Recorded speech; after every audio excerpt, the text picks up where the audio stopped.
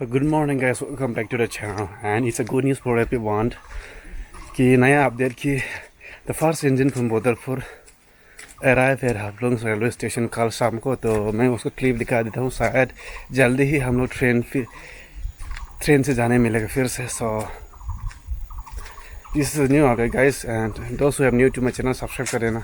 मैं वो क्लिप दिखा देता हूँ guys and hope you all like the situation अभी जो हो रही है एंड जल्द से ज़्यादा वो पैसेंजर से में चलने लगे से अच्छा हो जाएगा।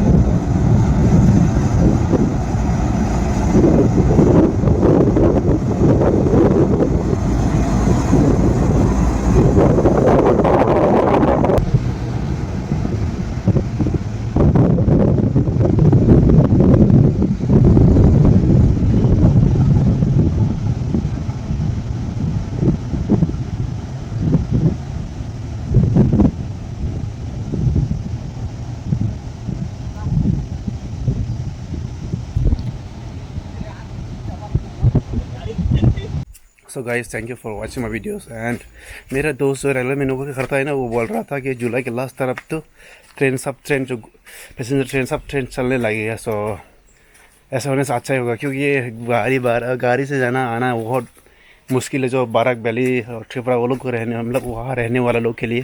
So guys thank you for watching and also please share कर देना जितना हो सकता है।